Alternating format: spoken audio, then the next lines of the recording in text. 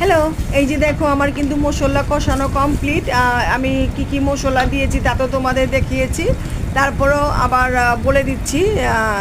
আর এই যে দেখো এখন কিন্তু আমি তোমার হলো কলিজা ফ্যাপসা আর হলো এই যে গুর্দা এগুলি কিন্তু পানি ঝরায় রাখছিলাম, এগুলি সব সুন্দর করে ঢেলে দিচ্ছি মশলার মধ্যে। মশলা তো সুন্দরভাবে কষানো হয়ে গিয়েছে আমার। এখন এগুলি ঢেলে সুন্দর করে এখন এগুলিকে ভালো করে নাড়াচাড়া দিব।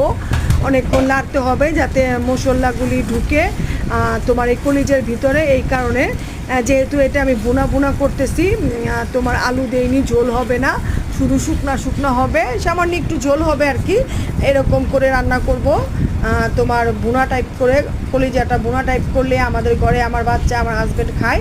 ওরা আবার আলু আর ঝোল দিলে বেশি একটা খায় না, ওদের বলে ভালো লাগে না, এই কারণে তোমার হলো করতেছি। আর এই যে দেখো চুলার জালটাও কিন্তু আমি বাড়িয়ে দিলাম যাতে তাড়াতাড়ি হয়ে যায়, কারণ মশলার মধ্যে তো তোমার মাছ বা মাংস দিলে মাংস কিন্তু পানি ছাড়ে, এই কারণে আমি চুলার জালটা বাড়িয়ে দিয়েছি।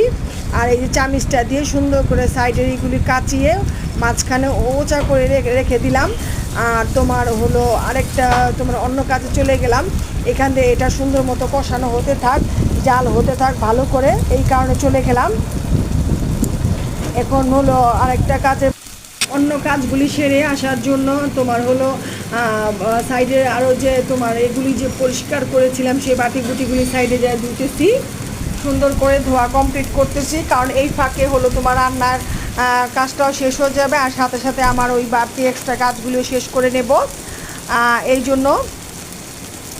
তো বন্ধুরা আজ এ পর্যন্তই। যদি ভালো লাগে তাহলে লাইক কমেন্ট শেয়ার প্লিজ, আর সাবস্ক্রাইব করে পাশে থাকবে।